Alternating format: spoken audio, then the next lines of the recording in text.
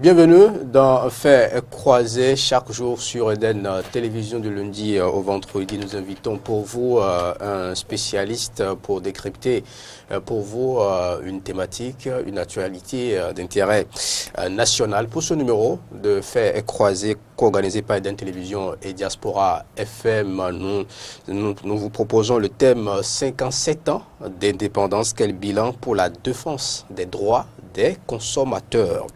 Peggy Dovig-Dagba, bonjour. Bonjour à vous, tranquille à 4 Valentin, chers amis téléspectateurs et auditeurs, bonjour. Et très bonne fête de l'indépendance, même si, bien sûr, nous sommes au lendemain. Nous restons encore donc, dans la fièvre de cette fête pour nous poser des questions. Et celle de ce jour, c'est quel est le bilan qu'on peut faire pour la défense des droits du consommateur. Et pour en parler, nous avons avec nous le président du Conseil national des associations de consommateurs, Monsieur Robert Acrobatie. Bonjour. Bonjour, monsieur le journaliste. Merci d'être avec nous. D'entrée de jeu, j'ai bien envie de vous demander comment vous avez vécu ce 57e anniversaire d'indépendance. Est-ce que vous étiez au défilé, par exemple? Merci, je profite pour saluer tous nos concitoyens consommateurs. Je n'étais pas au défilé. Ah mais pourquoi? Oui, nous n'avions pas été officiellement invités.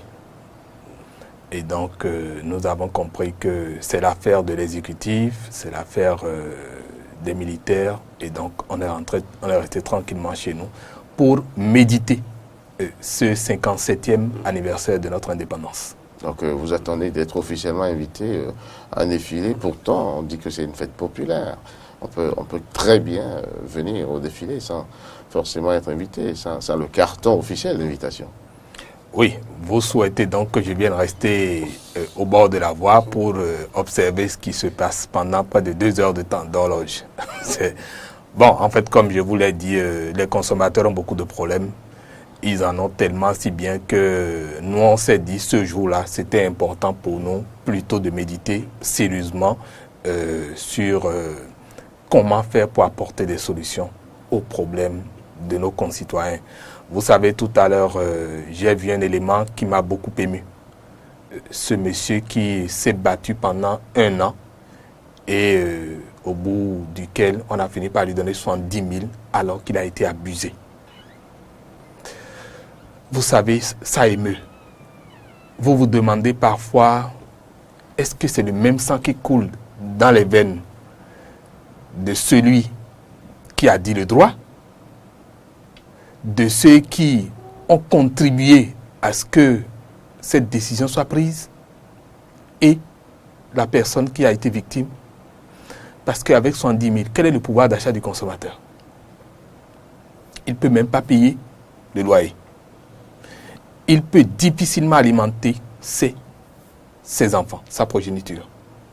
Et donc pour nous, c'est des problèmes tellement sérieux pour lesquels aujourd'hui, au lieu simplement d'aller festoyer, moi j'aurais bien souhaité par exemple que ce jour-là, que le gouvernement décrète une rencontre entre certains officiels et une partie du peuple pour réfléchir un peu sérieusement sur ce qui se passe, sur comment le beau dessein qu'ils ont pour le pays, ils veulent le mettre en œuvre.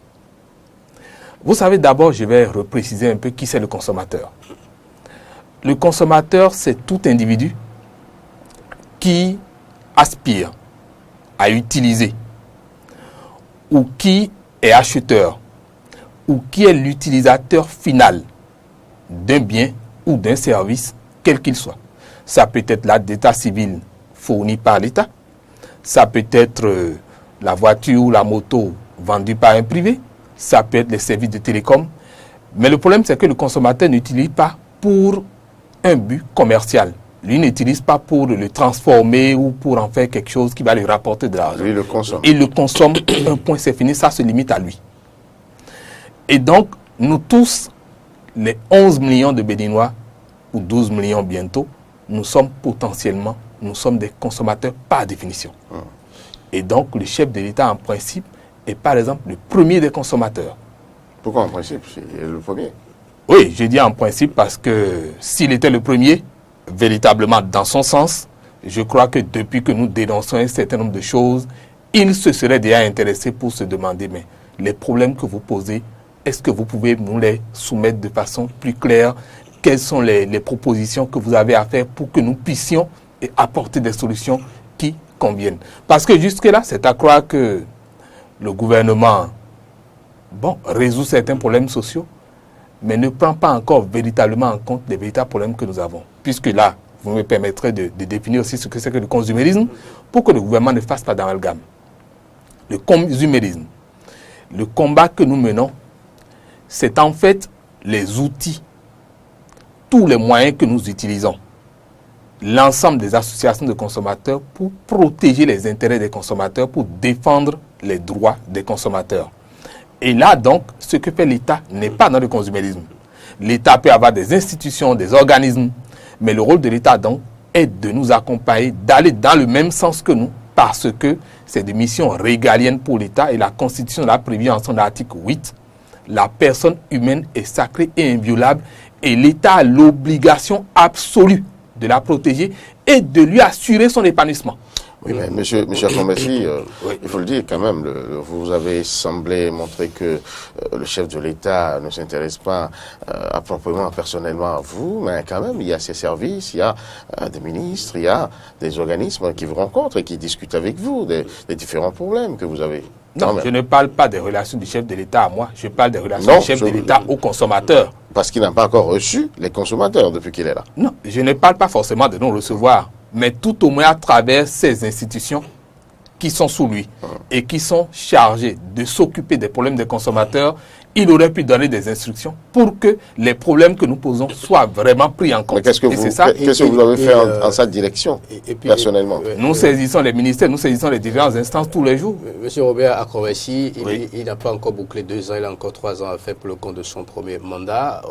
Le thème, c'est bien 57 ans, depuis 1960. Est-ce que vous avez médité hier, vous avez dit, vous avez fait le point. Quelle est la situation du consommateur béninois? Est-ce que ses droits, au fil des années, ont été respectés ou on a assisté à une certaine stagnation du droit des consommateurs? Quel bilan avez-vous fait? Je ne parlerai pas de stagnation, mais plutôt j'ai comme l'impression que nous reculons. Parce qu'en fait, comme l'a dit Einstein, la vie est comme une bicyclette et si vous ne la pédalez pas, vous tombez. Et quand vous observez aujourd'hui le paysage, c'est que du point de vue de l'énergie électrique, vous avez vu, les coupures continuent tous les jours. Les équipements électroniques et électriques. Parlant des coupures de l'État, il y a quand même une amélioration ces derniers jours, ces derniers mois au Bénin. Non, vous savez, il y a eu, c'est pour cela que je disais qu'il n'y a pas de stagnation. En fait, on nous avait promis d'améliorer résolument et définitivement. Nous avions eu de l'énergie stable ou relativement en termes de fourniture. Je ne parle pas de l'énergie en elle-même. Parce que quand vous prenez la DDP, la différence de potentiel, la tension, elle n'est pas encore stable. Est-ce que vous ne cherchez pas la petite bête? Là, vous me faites un peu rire parce que... Regardons-nous en face. Parce que on a quand même premières heures de la gouvernance... On a quand même de la lumière au Bénin aujourd'hui. Et puis nous avons de la lumière. Je vous ai posé un problème. Il y a des perturbations. Ça, non, je suis d'accord avec vous, mais est-ce qu'on ne peut quand même pas voir la globalité? Et l'autre élément, il faut la comparaison. C'est-à-dire aux promesses de la gouvernance du président qui est là, ce qu'on a vécu en matière d'énergie électrique et ce que nous vivons actuellement. Monsieur Robert Akombessi, vous constatez avec nous qu'il y a quand même une nette amélioration. Parce qu'on ne pouvait pas passer une nuit avant passer toutes les nuits presque dans le noir. Vous savez, là, je vais devenir plus sérieux. C'est un droit. Ce n'est pas une faveur. C'est un droit dans la mesure où je paye pour le service. Et même au-delà. Mais vous payez et pourtant vous n'aviez pas le service. Non, je dis, à partir du moment où c'est un droit, ça ne se négocie pas. Et même en matière de consumérisme, ça fait partie des besoins fondamentaux. C'est-à-dire que ça ne se discute pas. L'État a l'obligation de le fournir et dans les qualités. Qui plus est, quand je paye, vous savez, c'est parce que nous n'avons pas coutume d'ester souvent en justice. Parce qu'on aurait resté l'État même en justice pour son incapacité à pouvoir nous produire de l'énergie électrique disponible. Rester la SB2 en justice parce que la qualité est mauvaise. Et je parlais spécifiquement en fait du fait qu'on esquinte nos équipements. D'accord, on a promis d'améliorer un peu. Mais quand on esquinte mon équipement... On a amélioré un peu. Non, je peux dire, d'accord, j'accepte, ça s'est amélioré un peu, mais les coupures ont repris. Et donc aujourd'hui, vous savez, notre crainte est celle-ci. Est-ce que c'est parce que nous, à Cotonou, nous avons l'impression qu'il y a moins de coupures qu'avant, que nous pensons que ça s'est amélioré pour les autres consommateurs, parce que nous, on défend les consommateurs des 12 millions, surtout des du territoire. Il y a beaucoup d'endroits où les gens n'ont pas d'électricité, on les coupe sur une semaine, voire plus. Et donc, c'est ça le véritable problème. Est-ce qu'on n'a pas déplacé le problème d'un endroit à un autre? Et pire, vous savez, les consommateurs, malheureusement, se retrouvent sur tous les chantiers. Nous sommes les contribuables de l'État. Et donc, en tant que tel, lorsque, par exemple, la SB2E choisit d'aller louer des groupes électrogènes toujours, contrairement à ce qu'on nous a promis, qu'on aille prendre de l'électricité à des endroits où ça coûte plus cher. Et ça, eux-mêmes, ils le savent, les documents sont là. Ils sont allés prendre de l'énergie électrique au Nigeria. Ils ont pu trouver des formules dans la sous-région où, finalement, l'énergie à des endroits nous revient encore plus cher. Vous croyez que ça arrange les contribuables que nous sommes? Ça pèse pour l'État. Et là où l'État aurait pu prendre les moyens pour aller payer ou résoudre, faire d'autres investissements pour résoudre nos problèmes, l'État prend l'argent et on ne sait pas comment est-ce que ça se partage. Est-ce que c'est entre coquins et copains? On ne sait pas. Mais pour nous, en tant que consommateurs, nous nous disons, tout ça impacte pour que nous n'ayons pas d'énergie électrique. Oui, mais là-dessus, il y a une guerre qu'on peut vous faire. Oui. C'est bien beau de dénoncer. Oui. Mais ça fait quand même plus de 20 ans que le Bénin est confronté à cette histoire de délestage. Mais comment comprenez-vous, vous qui vous investissez dans la défense des intérêts des consommateurs, que jusque-là, l'État béninois ou le Bénin ne produisent pas l'énergie? Et pourtant, personne ne dit rien et tout le monde vit la chose tranquillement. Notre organisation a commencé par travailler, ça fait 8 ans. Mais j'assume entièrement ça fait 20 l'héritage. ans que le problème se pose. 20 ans. Et je dis, j'assume entièrement l'héritage de nos aînés dans le secteur. Ça fait à peu près 27 ans que le consumérisme a démarré au Bénin. Et je reconnais que nous n'avons pas beaucoup évolué. Seulement, vous savez, l'évolution des organisations comme les nôtres dépend aussi de la détermination du peuple. Vous savez, le développement, c'est beaucoup plus une affaire de volonté, une affaire de détermination. Vous prenez un individu X chez lui. À partir du moment où il se rend compte que mes conditions ne sont pas des meilleures, c'est son aspiration à dire « je veux sortir de ce carcan d'étouffement. Je veux avoir un panier de la ménagère amélioré. » C'est ça qui le détermine à se dire « il me faut un emploi. Si ce n'est pas un emploi que je trouve chez quelqu'un, il faudrait que moi-même je crée l'auto-emploi. » Et donc, c'est ce manque de volonté, cette détermination du peuple qui fait en sorte que le consumérisme bat de l'aile, parce que nos associations ont besoin de membres. Ça a besoin de ressources humaines, ça a besoin de ressources financières, ça a besoin de logistique. Donc, et vous savez, si c'est un aveu. À force... Non, je dis, nous assumons entièrement la responsabilité. Monsieur Robert Kourbassi, au-delà de tous ces détails, l'enfant qui est né, par exemple, le 1er août 1960, a aujourd'hui 57 ans. Donc, logiquement, il est un grand-père. Et du point de vue couverture, du réseau électrique, de l'eau, quel constat avez-vous fait? Parce que nous voyons à la télévision, nous diffusons des reportages, il y a des populations, une bonne partie du peuple béninois qui n'a pas accès à l'eau potable, qui n'a pas accès à l'électricité, alors qu'on parle de 57 ans d'indépendance. Est-ce normal? Les denrées de première nécessité. Est-ce normal? Quand on va prendre l'eau, par exemple, en réalité, à peine 50%. Je dis à peine 50% des Béninois ont accès à l'eau potable, même dans Cotonou ici. Je ne sais pas si on fait 50% à avoir accès à l'eau potable. À Fidjrosset, je connais des endroits où les gens n'ont pas l'électricité. Ils n'ont pas l'électricité à Cotonou. À Cotonou? Oui, à Cotonou. Oui, je connais. bien sûr. Moi, j'ai toujours donné l'exemple de Bazompa, je crois. Oui. On y était. Il n'y a pas l'eau. Et vous voyez, c'est des toiles d'araignée. Et il n'y a pas l'eau non plus. Avant de parler de l'eau, je parle de l'électricité. Oui. Et là, moi, j'ai eu peur. Et la population vit tranquillement, sans crainte, cette situation, alors que vous voyez des fils, des fois dénudés, et qui conduisent le courant.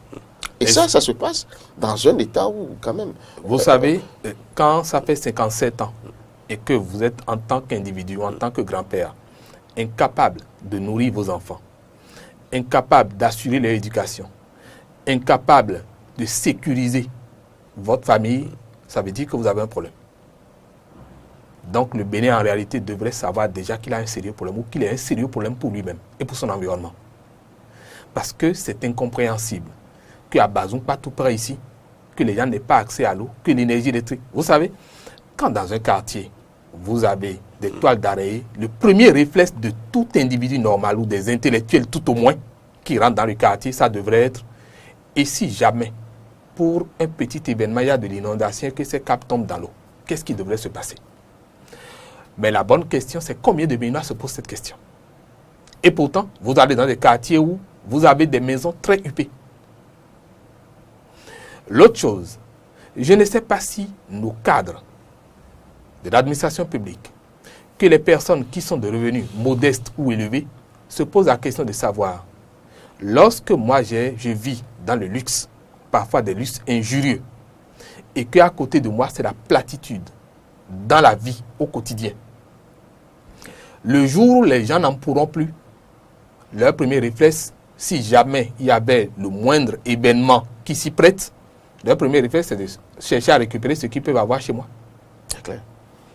Et Et là aussi, pour expliquer la chose, ce luxe dont vous parlez, est-ce que c'est un luxe qui coule de source ou bien c'est un luxe volé? Parce que si ça coule de source, c'est normal qu'il se soucie un peu de la situation, de l'environnement. Mais si c'est volé, il n'a pas le temps de penser à vous. Et donc, en principe, dans chaque quartier où la situation du consommateur des ménages n'est pas bonne, ce que les gens doivent faire, c'est d'avoir de petits regroupements et de discuter de leurs problèmes. Qu'est-ce que nous pouvons faire pour changer la situation? Et vous savez, nous, notre rôle en tant qu'association de consommateurs, d'abord, c'est d'éveiller la conscience des gens. À chaque fois, d'orienter les gens vers qu'est-ce que c'est que la situation actuelle, qu'est-ce que c'est que leurs droits et qu'est-ce qu'ils peuvent faire pour jouir de ces droits. Et vous voyez, quand on va par exemple au niveau des télécoms, où il y a un gros problème aussi, vous allez vers les télécoms sont un outil de développement. C'est le levier sur lequel l'État devrait le plus compter Je pour aller propose à l'économie qu'on finisse par les télécoms, puisqu'on va profiter pour parler des activités que vous avez organisées ces derniers jours. Parlons de notre secteur, le secteur de la santé par exemple. Moi j'ai vu des femmes mourir, c'est vrai, c'est vu, ça à Lomel. À Lomel, parce que la dame, la première, avait un problème, était venue accoucher à Lada, je crois. Elle a eu une complication. On l'a transportée d'Alada jusqu'à Lomel. Et elle est arrivée à l'entrée, comme ça, elle a cédé l'âme. Et d'autres personnes encore. Comme elle, c'est des milliers de personnes. C'est des gens qui ont l'argent, qui veulent aller se faire soigner. Et ils n'ont pas accès aux soins. Et c'est des cas comme ça, des milliers de personnes. Et j'ajoute, meurent comme ça. J'ajoute, je ne sais pas si vous avez eu récemment certaines statistiques. On parle vraiment de gros pourcentage de femmes qui meurent en allant accoucher dans nos hôpitaux, surtout à Lomel. Je ne sais pas si vous avez eu accès à ça la semaine écoulée. Comment expliquer que aujourd'hui, à l'heure où nous parlons, des gens veuillent donner la vie et meurent? C'est sur vos chaînes que j'ai suivi. Un monsieur est venu intervenir pour réclamer qu'on puisse avoir une table d'opération à Lomel. Vous vous rappelez? Tout à fait. Et que Lomel est resté fermé, ou en tout cas inaccessible pour ces soins-là pendant plus d'une semaine à cause d'une table d'accouchement. Et c'est là où vous vous rendez compte que ce n'est pas toujours des questions de moyens. Le Bénin a bien les moyens. Et je vais dire une vérité aujourd'hui que le peuple va entendre. On était en pleine séance de travail avec des opérateurs de téléphonie mobile un jour qui nous ont dit « Mais nous ne comprenons pas votre pays. Qu'est-ce que vous faites avec l'argent? Qu'est-ce que vos dirigeants font avec l'argent ?» Tout l'argent que les opérateurs économiques, je ne dis pas seulement les opérateurs de téléphonie mobile, tout l'argent que les opérateurs économiques mobilisent en termes de taxes, d'impôts, de contributions, suffisent pour construire votre budget national. Où passe le reste? C'est comme ça que les gens ont les milliards, c'est comme ça qu'ils ont les maisons huppées, dont on ne sait d'où coule la source. Et donc, si il n'y avait pas cette crise de confiance qui fait en sorte qu'il y a des opérateurs économiques qui, face à ce genre de situation, sont prêts à débloquer les moyens pour que, par exemple, pour cette petite table d'opération, d'accouchement, qu'on puisse l'installer. Mais les gens se disent à un moment donné, on investit après qu'il se passe. C'est des individus qui se les approprient et ça disparaît. Est-ce que vous savez que c'est un particulier qui a dû régler ce problème? Mais bien sûr, c'est pour cela que j'en parle. Rappelez-vous, on a fait un téléthon dans ce pays-là pour avoir Du des matériel. équipements Tout à fait. pour améliorer le plateau technique de nos hôpitaux. Mais vous ne savez pas ce qui s'est passé après. Il y a quelqu'un qui était dans le système qui aujourd'hui a son laboratoire, un grand centre de santé, très bien équipé. C'est comme ça se passe. Et personne n'a rien dit. Oui, parce que pourquoi personne vous ne l'avez pas fait la dénoncé? reddition. Excusez, Pourquoi on vous a, l'avez on pas a toujours dénoncé? dénoncé. Nous sommes en train de le dénoncer. Non, mais des On gens l'a comme toujours ça, dénoncé. il faut pouvoir les dénoncer, les mettre à nu pour qu'on sache Mais qui ils vous sont. savez, cette personne, par exemple, a eu à tenir des responsabilités éminentes. Elle a C'est été vrai. membre de gouvernement. Et puis, elle a géré un ministère de la Santé. Mais vous ne savez pas que l'eau que nous consommons tous les jours, que cette eau, c'est du poison que nous consommons. Que ce soit l'eau de la Soneb, que ce soit l'eau, les eaux conditionnées, en plastique, en sachet, il y en a beaucoup, ce n'est pas toutes. Ce n'est pas toutes. Mais une bonne partie est empoisonnée et nous consommons. Comment Je vous donne l'exemple de l'eau. Je vous donne l'exemple. Vous ne pouvez pas, monsieur Robert Acrobessi, l'eau de la Soneb est quand même traitée. Il y a des machines, il y a des produits. Voilà. Non, c'est quand même l'État. Je vais vous le on ira démontrer. pas- C'est tout ça. on- Non, je vais vous on le ira démontrer. pas sur ce terrain-là. Je ne dis pas des choses. Je ne dis pas des choses qui ne sont pas préfère- fondées. Vous allez comprendre Non, tout vous ne pouvez simplement. pas traiter. Non, je pense que là vous allez quand même loin. Vous ne pouvez pas traiter l'eau de la Soneb, la société nationale qui nous fournit l'eau, et maintenant de poison. C'est grave. Non, C'est grave. Je vais vous expliquer. La Soneb Je vais vous expliquer. la Soneb a un dispositif qui lui permet de purifier, l'eau. de traiter, de purifier Oui, l'eau. en amont, Pareil pour les structures privées également. en amont peut-être, le traitement est fait. Encore que cette technologie utilisée par la Soneb est dépassée. Oui, là-dessus, on peut Le avoir des choses traitement à au dire. chlore. Non, mais dire que j'ai bien. mais dire que c'est du poison, moi je pense que On y vient. c'est pas Faites normal. faites un tour à l'abattoir d'Akwakwa. Ça ne respecte aucune norme en termes de production de viande. Et qu'est-ce qui se passe? Les bovins qui sont tués, les moutons qui sont tués, ça libère les viscères et excréments dans la nature, à même le sol. Quand il pleut, vous savez, à travers ça, il y a une bactérie très dangereuse qu'on appelle l'Escherichia coli, la E. coli, qui résiste à toute forme de chloration.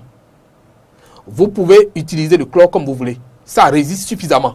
Et ça développe ce qu'on appelle la biorésistance ou la chlororésistance. C'est-à-dire même quand le chlore vient, ça résiste. Et lorsqu'il y a pluie, ces eaux s'épandent en transportant cette bactérie-là. Alors, vous allez observer souvent que dans la ville, il y a des cassures, des canalisations de la Soneb. Et quand il y a cassure, qu'est-ce qui se passe? Ces eaux souillées se mélangent avec l'eau de la Soneb et pénètrent les canalisations. Donc ça veut dire quoi? L'Escherichia coli rentre dans les canalisations de la Soneb. Le traitement est fait au chlore. Voilà que ces mêmes Escherichia coli développent la résistance par rapport au chlore. Et donc, ça se retrouve dans vos robinets chez vous. Non, pas Ça, ce c'est n'est un pas fait. systématique. C'est vrai que- Ça, c'est ce que vous pensez. Peggy, Mais Ce n'est pas ce que nous pensons, ce n'est pas ce que nous pensons, c'est la réalité. Est-ce qu'il y a inondation à Cotonou? Laissez-moi finir. Est-ce que les eaux circulent ou non? Laissez-moi finir. Demandez à d'autres Monsieur experts Acrobessi, si l'abattoir de Cotonou Monsieur peut être Acrobessi, encore autorisé Monsieur dans ces Acrobessi, ce conditions-là. que vous dénoncez est peut-être Oui. réel, parce que vous êtes le seul à avoir fait le constat. Nous, on ne l'a pas encore fait. C'est peut-être réel. Mais deuxièmement, c'est quand même la Soneb. Et la Soneb, c'est la société qui distribue l'eau au Bénin. Vous Bon, vous d'accord. maîtrisez. D'accord. Il y a un autre J'ai pas constat. fini. Je n'ai pas fini. Oui. Vous ne maîtrisez pas le système de délibération finale de l'eau. Non, ça, Donc, je vous ne le savez- maîtrise. Je le Voilà. maîtrise. Donc, Puisque nous travaillons donc, avec eux. vous ne pouvez pas Nous travaillons dire- avec eux. vous ne pouvez pas Nous dire- travaillons vous ne avec pouvez- eux vous ne et ils pouvez nous pas ont bien affirmer- appris. Ils nous ont bien appris Vous ne comment pouvez pas est-ce que le affirmer cela. traitement de l'eau se fait. Et je vais vous dire, ils estiment que les micro-organismes, même s'il existait des biofilms qui sont très dangereux aujourd'hui, qui se retrouvent dans ces canalisations, que en fait c'est le chlore résiduel qui permet de tuer ces micro-organismes-là. Donc nous maîtrisons bien le système. Et je voudrais vous dire, lorsque aujourd'hui vous recevez toutes les plaintes que vous voyez sur les réseaux sociaux, des gens qui prélèvent de l'eau et qui observent des déchets en bas. Est-ce que vous êtes jamais des dépôts? C'est les Des dépôts. dépôts, oui, Ça si, en arrive. fait, c'est corps étranger. Mais de C'est là, corps mais de là à étranger. traiter l'eau de la Soneb de poison, c'est Attendez, vrai que vous savez, moi par le exemple, poison, c'est quoi? moi par exemple, je vis à Kwakwa. Oui. À Kwakwa, c'est vrai qu'il y a eu des jours où l'eau de robinet, elle est rouge. Elle est rouge, c'est vrai. Il y a de ces insuffisances-là et que la Soneb doit travailler à améliorer. Oui, vous savez, on ne va pas... Mais on va pas créer la débandade au sein de la population. Il y a par exemple, au niveau des eaux en sachet, il y a des gens qui s'approvisionnent. Oui, vous savez que ça, c'est un phénomène. C'est un phénomène pour les sachets d'eau. Et là, franchement, on doit appeler les pouvoirs publics à aller vraiment inquisiter ce secteur-là. Et le législateur a commencé un travail dans ce sens. Il y a eu deux projets de décrets qui sont en cours. On était à grand propos. On a contribué à ce que ces décrets soient élaborés. Mais ça a mis du temps. Ça a mis du temps parce que c'est pour cela que je parlais de cette dame qui est restée à ce ministère-là et qui aurait pu régler ce problème-là depuis qu'on en parle, qui a refusé que les gens puissent avoir l'agrément pour produire de l'eau, alors que c'est impossible. On ne peut pas laisser n'importe... Vous avez vu la façon dont vous étiez en train de mettre des gants par rapport à l'eau de la Soneb? C'est autant de précautions qu'il faut prendre pour s'assurer que l'eau qui est servie à la population, au niveau des sachets en sachet et en bouteille aussi. Parce qu'il y a des eaux qui viennent de pays que vous ne connaissez pas. Vous voyez, on met des noms dessus. Mais vous ne savez pas dans quelles conditions c'est produit. De la même façon, on puise des eaux à des sources que vous ne maîtrisez pas. Rappelez-vous, quand nous étions à l'université à Boumé-Karavi, on a bien trouvé à des moments donné des excréments dans les puits d'eau. Parce qu'il y avait... Il faut aller pas raviver de vilains souvenirs aux gens. On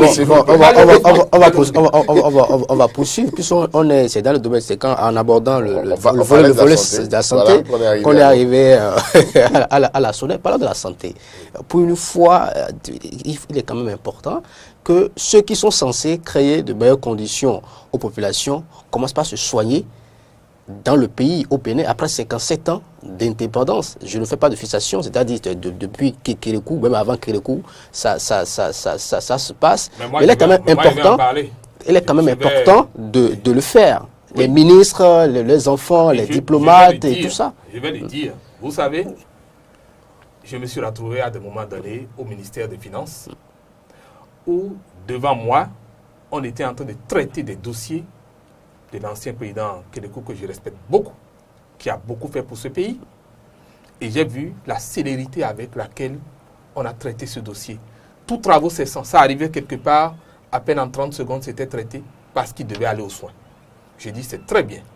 C'est du mérite qu'on lui a accordé. Et la même chose la dernière fois, vous avez vu, notre chef d'État, dès qu'il a eu des ennuis, des soucis, il est parti rapidement. Toutes les procédures d'urgence ont été prises. Mais je voudrais rappeler que Montesquieu a dit que la démocratie, c'est cet état dans lequel nous sommes tous égaux.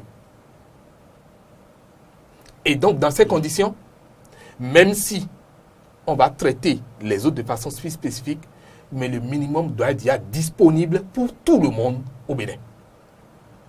Parce que quand nous, on vous voit débloquer des centaines de millions, voire des milliards, pour aller vous faire soigner en tant que responsable, et que vous ne prenez pas les dispositions pour que le minimum existe chez nous, quand on voit, c'est pour cela, vous voyez, à la limite, on trouve que c'est de la comédie. Les fêtes d'indépendance qu'on célèbre là. Chaque consommateur, chaque citoyen devrait à des moments donné s'asseoir pour se demander, mais qu'est-ce que je dois faire pour que cette comédie cesse? Je connais quelqu'un qui parle plutôt de fête de la dépendance. Oui, je suis d'accord avec lui. Parce que nous renforçons la dépendance. Et je profite pour ouvrir une parenthèse que je referme. Lorsque je vois ces responsables s'habiller comme des Européens, je me dis, ils tuent la production de coton. Ils tuent la production de vêtements chez nous. Je n'ai jamais vu ça au Nigeria. Au Ghana, ce n'est pas ce qu'on voit. Au Burkina Faso. Comment est-ce que nous voulons aller au-delà? Quel est le dessin que vous voulez construire? C'est le dessin où je vais porter costume toute ma vie? Non, ça, ce n'est pas le dessin là. Alors, on parlait donc de la santé. Et donc, de la santé, aujourd'hui, si ces responsables ne viennent pas se soigner ici, c'est parce qu'ils sont conscients qu'ils ont créé des situations qu'eux-mêmes ne veulent pas supporter. Et pourquoi ne pas mettre en place un mécanisme pour les obliger si à se faire soigner ici au Bénin? Comme ça, ils mettront en place les sous qu'il faut les sous, pas leurs sous, Voilà. les sous du contribuable, là où il faut pour offrir de meilleures conditions aux populations. Si Parce c'est que les dans les épouses qui hôpitaux, devaient aller à l'Oumel, je vous assure que Oumel ne serait pas resté pendant des mois à ne pas être fonctionnel. Et comment comprendre que ce vœu d'installer un hôpital vraiment de standing international, de haut standing, on va dire, ici au Bénin, continue d'être pieux? Oui, ça continue d'être pieux parce Même que... le gouvernement comme je vous actuel l'ai a dit son intention d'installer un hôpital de ce genre. Mais jusque-là, on ne voit rien. Est-ce que c'est Vous pas voyez. peut-être ça qui fait que... Vous voyez, je vais dire clairement à notre peuple, tout ce qui arrive, c'est de notre faute à nous tous. Parce qu'en fait, ceux qui sont dirigeants, ils viennent d'où? Ils viennent du peuple. C'est des individus comme vous et moi, qui un jour sont appelés à assumer des postes de responsabilité. Mais vous savez, ils vous diront, on m'a donné des instructions. Mais la Constitution a été claire sur ça. On vous donne des instructions qui sont contraires aux normes, qui sont contraires à la réglementation, qui sont contraires à la logique, qui sont contraires aux tests de loi. Vous refusez d'exécuter. Parce que on voit beaucoup de choses. Beaucoup de balises circulent. Des balises remplies d'argent. Où on pille des structures qui sont supposées utiliser ou investir les moyens là par le biais du trésor pour construire des centres de santé. Mais lorsque ça se passe comme ça et que c'est l'argent du contribuable et que le contribuable ne se rend pas compte que l'État a l'obligation de redevabilité, que les agents de l'État ont l'obligation de redevabilité vis-à-vis du peuple qui doit faire la reddition des comptes. Quelqu'un nous a proposé dans ce pays, je rendrai compte, je rendrai compte. Il a rendu compte à qui? Il est parti. Il est parti. Est-ce qu'il a été Et obligé de personne rendre n'a compte? été... Mais c'est le peuple Est-ce qui que le exige. peuple, est-ce que les gens l'ont vraiment, comment dire, lui a imposé de rendre? Le peuple a élu des députés à l'Assemblée nationale. On parle de la représentation nationale. Mais ces représentants, est-ce qu'ils sont dignes de nous? Je ne suis pas sûr. Si je me plains de quelque chose, que vous me représentez et que vous n'êtes pas à même de le dire et de faire le boulot, puisque nous vous payons. Nous vous payons. C'est l'argent du contribuable qui permet de payer les députés, qui permet de payer les représentants de la nation. Mais le peuple lui-même, dans le même temps, il fait campagne pour ces mêmes députés pour les renvoyer encore à l'Assemblée. Vous ne trouvez pas que c'est un paradoxe? Et vous savez, chez nous, il y a une bonne expression que j'aimais bien chez nos parents. On dit, enfant, et nos mots, on l'a dit, c'est-à-dire, on vous offre un plat de pâtes, vous avez de bons morceaux de viande dessus, et pourtant vous dites, merci, c'est bon, je suis rassasié. Autre temps, autre Pour mœurs. témoigner de dignité. Autre temps, autre mœurs. Mais oui, les conséquences, c'est ça ce que nous avons aujourd'hui. Vous perdez les mœurs chez vous. Et aussi, vos dirigeants aussi vous diront qu'ils n'en ont plus. Et c'est ça, le peuple doit comprendre. Si, au sein du peuple, nous n'avons pas de comportement citoyen, les dirigeants se disent, ceux qui m'ont élu pour me dire de faire le boulot n'ont pas de comportement citoyen, donc moi-même, je ne suis pas tenu d'en avoir. Si au niveau du peuple, on nous nomme quelque part, nous volons de l'argent, le dirigeant se dira de l'autre côté, le peuple même, les citoyens même volent. Donc moi aussi qu'il a élu, il faut que je vole. Donc le peuple même doit comprendre qu'il doit devenir plus exigeant. Plus exigeant de son dirigeant, mais lui-même en changeant de comportement. Quand lui-même va changer de comportement, je vous assure, il ne lira plus. Excusez-moi, parfois c'est des pantins que nous élisons. Non, Robert, Excusez-moi, mais vous voyez des gens qui prennent les ressources du pays, qui vont se la couler douce. Vous savez, il y en a beaucoup qui ont quitté le territoire aujourd'hui, qui ont fait le régime défunt. ils viennent pas la voie légale. Qu'on a accusé de beaucoup de choses. Ils viennent pas la voie légale. C'est pas la voie légale, ils viennent. C'est dirigeants, c'est après comme vous le des dites, élections. c'est le peuple qui les élit. Et l'eau, l'argent de l'eau, PPA2, quand on a déclaré non lieu là, combien de Béninois se sont dit il faut qu'on aille réclamer à l'État l'argent, puisque la justice a dit non lieu. D'accord, on reconnaît ça. Maintenant, nous on réclame, nous contribuables là, nous à qui ça devrait profiter, nous on va voir l'État pour dire on veut notre argent. Votre non-lieu là, c'est la justice qui a dit qu'il n'a pas accusé quelqu'un. Mais nous on sait qu'on vous a remis de l'argent. Vous avez l'obligation de rendre compte, de faire quelque chose avec cet argent. Maintenant, l'exécutif, faites ce qui devait se faire. Allez trouver l'argent. Robert Acrobet, si sur un autre plan, Peggy Dovic Dagba, si vous le permettez, parce qu'on a parlé des secteurs qui font souffrir les populations, notamment la SONEB, la SBEE, la santé. Avant de parler des GSM, au niveau de l'administration, l'accueil, tout ça, ça fait partie. L'administration publique, ça fait partie du droit du consommateur. La façon dont nous sommes reçus dans l'administration publique. C'est vrai qu'on a supprimé, bien sûr, les postes téléviseurs et autres, mais aujourd'hui, c'est la génération WhatsApp. Et ça, voilà, il faut aussi dire quelque chose par rapport à ça. Les actes administratifs, casier judiciaire, cartes d'identité, c'est vrai qu'il y a des efforts qui ont été faits, mais la situation n'est pas réluisante après 57 ans d'accession de notre pays à la souveraineté internationale. On dirait qu'au Bénin, nous faisons preuve d'une mansuétude divine. Ça dit pour nous, les gens ils font quelque chose et on les déifie. Ils font un tout petit truc, on les défie, on dit mais ça c'est bien. Mais lorsque je vais dans l'administration publique pour demander ma carte d'identité civile et qu'on me l'a délivré une fois, c'est l'État. Hein?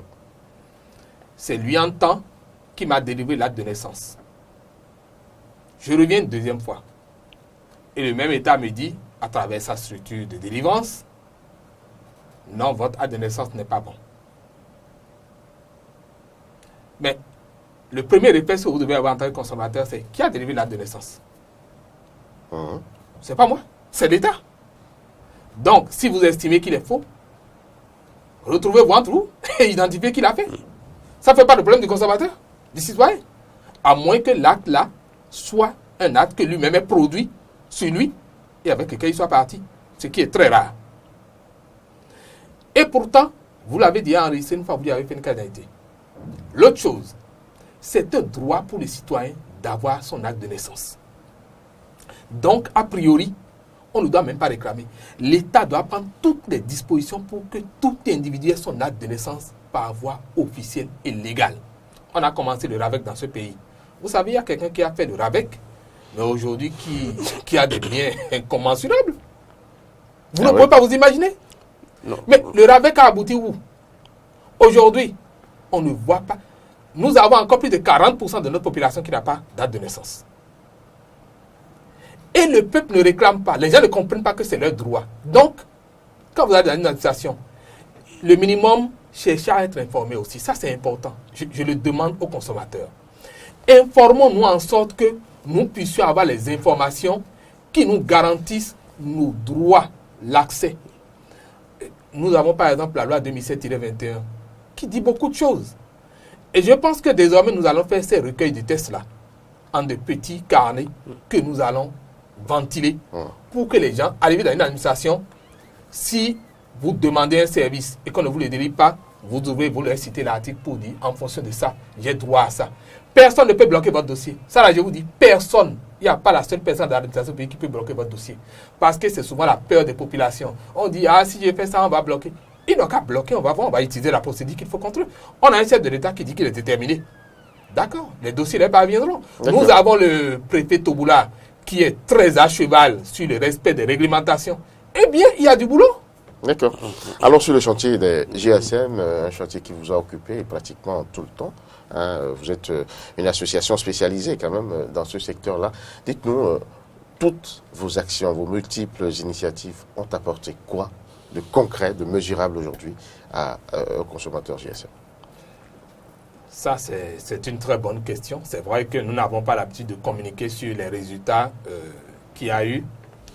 Mais j'ai pu vous dire que nous avons depuis, je peux dire déjà en 2015 par exemple, en 2015, en mai précisément, il y a eu des décisions 2015 051, 52, 53, 54 qui ont sanctionné des opérateurs de téléphonie mobile qui ont mis en demeure. Et en l'occurrence, par exemple, deux spécifiquement, il y a eu MTN et puis Move qui ont été mis en demeure de réparer les préjudices qu'ils ont portés aux consommateurs. Et ça, c'était pour un montant de 177 millions, 176 millions et quelques. Et ça s'est fait? Ça s'est fait, effectivement. Il y a eu restitution. Vous avez pu noter, vous avez pu mesurer? Oui, nous avons fait un sondage pour apprécier. Mais il s'est posé un problème. C'est le moment où nous avons fait le sondage où nous n'avons pas pu voir parce que des gens reçoivent des crédits, mais ne font pas de attention. Mais une chose est sûre, au moins à 50% pour ceux qui ont été interviewés ou bien interpellés, nous avons constaté que certains avaient reçu effectivement des crédits. Et les gens en ont témoigné. L'autre chose, récemment, lorsque nous avons enclenché le mouvement de boycott à travers la campagne de 2 semaines contre ces opérateurs de téléphonie mobile, à 3 jours ou à 4 jours à peine du 5 juillet, qui était la date, l'ARCEP a pris une nouvelle décision de sanction. Et cette fois-ci pour 523 millions à peu près. Cette fois-ci, c'est vrai que ce n'est pas aller directement aux consommateurs, c'est aller vers le trésor public. Mais il faut dire que nous avions un autre avantage que nous allons exploiter. Nous sommes déjà en train de saisir l'ARCEP par rapport à ça. La loi 2014-14 relative aux communications électroniques et la poste prévoit en son article 120 que non seulement l'ARCEP peut sanctionner, mais elle peut mettre en demeure aussi les opérateurs de téléphonie mobile inculpés de réparer les préjudices qu'ils ont causés aux consommateurs. Et donc là, maintenant, nous allons exploiter cet article-là pour réclamer, pour que non seulement les 523 millions soient versés au Trésor, mais que les préjudices portés aux consommateurs, il y avait 2 régions, il y avait Koumé et Tanguita, c'est des zones qui ont été identifiées, que les réparations des préjudices soient faites. Et donc, ça fait quand même des résultats. Je puis vous dire, il y a l'opérateur MTN par exemple qui avait un message de notification de fin d'appel qui vous disait votre appel aura une durée maximale de 30 secondes, votre appel sera déconnecté. Dès que nous avons porté plainte contre le tribunal, 3 jours après, ils ont suspendu ce service. Alors que nous en discutions avec eux pendant plus de 4 ans auparavant. Rien n'a été fait. Il a fallu cette action pour que, aujourd'hui, vous ne sentirez plus qu'on vous chipe 7 francs sur ces appels. L'autre chose, nous recevions des appels, des messages publicitaires intempestifs sur nos portables et nous avons eu des séances avec MTN spécifiquement par rapport à ça. Mais aujourd'hui, MTN au moins a pu éditer un code de désactivation ou bien un code de refus de réception de ces genres de messages publicitaires. L'étoile 230 dièse. C'est vrai qu'au début, ça n'a pas été facile parce que ça ne les arrangeait pas. D'abord, ils ont mis l'activation après 72 heures. Vous réclamez à travers le code, mais c'est 72 heures après que c'est activé. Aujourd'hui, avec notre pression aussi, c'est passé à 48 heures. Nous disons, c'est du progrès. Mais nous voulons aller plus loin parce que tout le monde n'est pas forcément lettré. Tout le monde n'aura pas forcément cette information. Et donc, systématiquement, il faut qu'on suspende ces messages publicitaires intempestifs pour tout le monde. Et c'est ceux qui sont dans le besoin, qui veulent recevoir les messages publicitaires, qui formulent la requête. Là, il y aura un code d'activation pour eux. Et ceux-là formulent la requête pour recevoir les messages publicitaires. Et donc, vous voyez, voilà un peu des résultats que nous avons. Aujourd'hui, ces opérateurs, vous allez noter qu'ils font beaucoup de promotions en termes de bonus aujourd'hui. Des faux bonus. Des bonus piégés. Des faux bonus, parce que moi, bonus. je ne comprends pas qu'on décrète des bonus sur 3 jours et déjà, ça ne puisse pas franchir le même jour. Et vous savez, c'est là où la lutte est permanente. C'est des opérateurs de téléphonie mobile qui fonctionnent comme des serpents d'airain. Vous leur coupez la tête quelque part, ils sortent la tête par ailleurs. Vous coupez ailleurs, ils ressortent. Donc, la veille est permanente. Et la vie en elle-même est comme ça. Il ne faut pas qu'on se leurre. Le monde n'est pas un monde où on se fait de cadeaux. C'est une lutte de classe. Les plus forts voudront toujours dominer les plus faibles. Et c'est aux plus faibles d'opposer la résistance qu'il faut. Si vous vous laissez faire, mais on vous pillera. Et vous savez, quand j'ai suivi au début, avant qu'on ne démarre l'émission, le monsieur qui est intervenu, vous voyez, est-ce que les populations peuvent être à ce niveau de souffrance, de paupérisation, et on leur volera encore du crédit? C'est là où je me demande que fait l'exécutif. Pas les prochaines étapes, les prochaines actions. En fait, nous venons de lancer encore le vendredi dernier une nouvelle campagne qui débute aujourd'hui, ce 2 août, pour aboutir à un autre boycott et à une autre marche le 9 septembre prochain. le 9 septembre prochain, il y aura encore un nouveau boycott. Est-ce que vous avez l'impression que ce boycott-là les impressionne? Est-ce que ça leur dit quelque chose? Ça a eu à ces un fort impact. Ça a eu un fort impact. Je vous ai dit tout à l'heure que ça a créé la décision de l'ARCEP. Ça a créé cette... Ils ont fait beaucoup de promesses. Ils ont fait beaucoup de promesses des opérateurs pour corriger les choses. Et donc, comme je vous l'ai dit, nous allons suivre progressivement. Et vous ne pouvez jamais penser quel impact ça a sur eux. Vous ne pouvez pas vous imaginer parce qu'il y en a qui sont à la bourse. Et je peux vous informer que quand il y a des actions clash comme ça qui impactent, ça chute la valeur de ces actions. Parce que les actionnaires commencent par prendre peur et se disent « Ah, si c'est comme ça, il vaut mieux quitter cette structure très tôt. » Et donc, il faut que le boycott là soit une réussite. Je vous le dis, il faut que tout le monde y aille, que tout le monde fasse la campagne avec nous pendant 37 jours.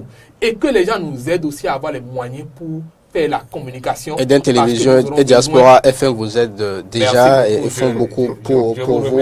Et c'est votre conclusion. Je vous remercie. Et que tout le monde véritablement se mette dans le combat. Merci à vous, Robert Akrobessi. Merci à vous, Robert Akrobessi, président du Conseil national des associations de consommateurs. Avec vous, nous avons quand même essayer de faire le bilan des actions de consommateurs, de défense des droits du consommateur, voilà, pendant ces 57 ans. Et nous avons trouvé qu'il y a des chantiers, franchement, qui restent ouverts et qui méritent beaucoup d'actions. Et là, vous avez demandé encore une fois, et bien sûr, à tout le peuple, à tous les consommateurs, de se mobiliser pour ce nouveau boycott que vous lancez. Mais attention, il faudra vraiment que ce boycott puisse avoir réellement l'impact de les ramener à ce que ils ne puissent plus continuer à spolier les pauvres populations. C'était fait croisé. Suivez en nouvelle diffusion ce programme sur Diaspora FM à 14h et sur Eden Télévision juste après le journal de 13h.